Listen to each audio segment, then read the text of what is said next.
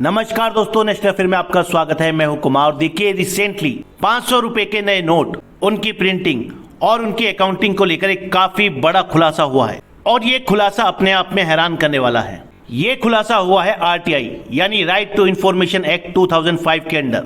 ये RTI file की थी एक एक्टिविस्ट मनोरंजन रॉय ने आरबीआई की 3 ऐसी प्रिंटिंग प्रेस को जो 500 रुपए के नए नोट छाप रही हैं। और इस आरटीआई का जो रिप्लाई किया गया भारत सरकार की प्रिंटिंग प्रेस द्वारा, उसको लेकर इन एक्टिविस्ट का दावा है कि इंडियन इकोनॉमी से लगभग 88,032 करोड़ रुपए की वैल्यू के 500 रुपए के नोट गायब हैं। इसका मतलब ये है कि इतनी वैल्यू के 500 रुपए के नए नोट भारत की नोट छापने वाली प्रिंटिंग प्रेस ने तो छापे, लेकिन उनका अकाउंट आरबीआई के पास नहीं है। और ये सीरियसली काफी हैरान करने वाली खबर है। तो देखिए, इस वीडियो में बात करेंगे एक्चुअली इस आरटीआई में क्या पूछा गया था, क्या रिप्लाई मिला और उस रिप्लाई के दम पर एग्जैक्टली क्या दावा किया गया है, क्या कहना है आरबीआई का इस चीज को लेकर।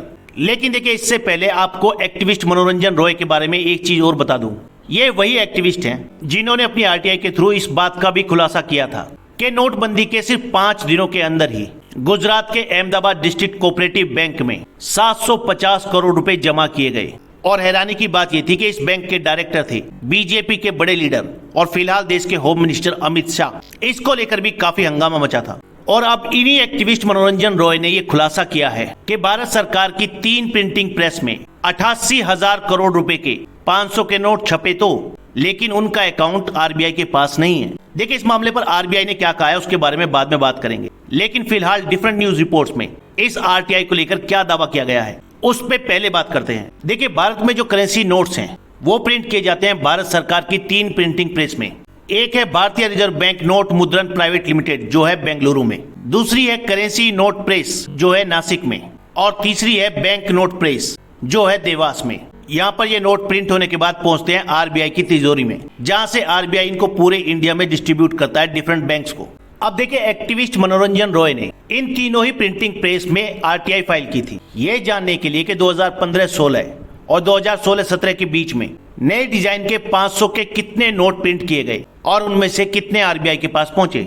और नासिक की करेंसी नोट प्रेस ने जो रिप्लाई दिया है मनोरंजन रॉय को, उसके अकॉर्डिंग नासिक प्रिंटिंग प्रेस ने around 375.45 million pieces of newly designed 500 rupees note print किए थे अप्रैल 2015 से दिसंबर 2016 तक। लेकिन हैरानी की बात यह है कि आरबीआई के रिकॉर्ड्स दिखाते हैं कि इस दौरान उसे नासिक प्रिंटिंग प्रेस से सिर्फ 345 million piece of 500 rupees note ही प्राप्त हुए। एक और आरटीआई के रिप्लाई में नासिक प्रिंटिंग प्रेस ने यह कहा है कि अप्रैल 2015 से मार्च 2016 तक इस प्रिंटिंग प्रेस ने around 210 million piece of 500 rupees note print किए थे और आरबीआई को भेजे थे, जब आरबीआई के गवर्नर थे मिस्टर रघुराम राजन। अब हालांकि नासिक प्रिंटिंग प्रेस की जो रिपोर्ट है वो तो ये बताती है कि ये 500 रुपए के नोट सेंट्रल बैंक यानी आरबीआई को भेज दिए गए थे, लेकिन आरबीआई की एनुअल रिपोर्ट इस बात का कहीं भी मेंशन नहीं करती है कि उसने ये 500 रुपए के currency note Nashik printing press से रिसीव किए।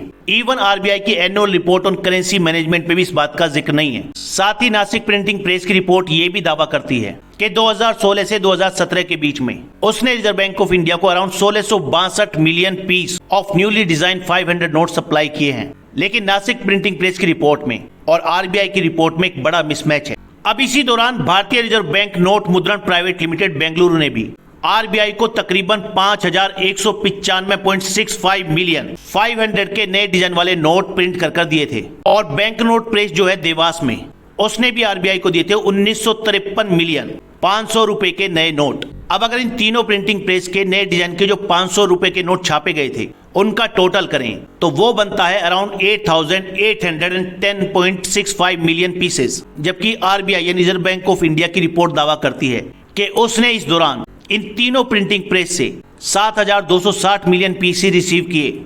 इसका मतलब 1,760.65 मिलियन नोट 500 रुपए के नए वाले वो गायब हैं इंडियन इकोनॉमी से। और ये कहां है और ये मिसमैच क्यों है, इसकी जानकारी किसी के भी पास नहीं है। अब देखिए, जो एक्टिविस्ट है मनोरंजन रॉय, इन्होंने इस चीज को लेकर सेंट्रल इकोनॉमिक इंटेलिजेंस ब्यूरो और इन्फोर्समेंट डायरेक्टरेट को भी लिखा है। उनका कहना है कि इन दोनों एजेंसीज को इस चीज की जांच करनी चाहिए कि इन तीनों प्रिंटिंग प्रेस के और आरबीआई के डेटा में इतना मिसमैच क्यों है। देखिए, मनोरंजन रॉय की आरटीआई को लेकर जो डिफरेंट दावे किए जा रहे हैं डिफरेंट न्यूज़पेपर्स में, आरबीआई ने उनको सिरे से नकार दिया है उनका कहना है कि ये सही नहीं है और 500 रुपए के नए नोट को लेकर और उनके मिसिंग होने को लेकर जो बड़े बड़े दावे हैं वो पूरी तरह सच नहीं है। सैटरडे को आरबीआई ने इसको लेकर एक स्टेटमेंट भी जारी किया है। ये देखिए, ये है आरबीआई का ऑफिशियल ट्विटर अकाउंट। यहाँ पर यह स्टेटमेंट ट्वीट किया गया है और इसका हेडिंग है क्लैरिफिकेशन ऑन बैंक नोट। 500 रुपए के मिसिंग नोट को लेकर जो डिफरेंट रिपोर्ट हैं डिफरेंट न्यूज़पेपर्स में, ये आरबीआई की जानकारी में भी आई हैं और डिफरेंट मीडिया में जो दावा किया गया है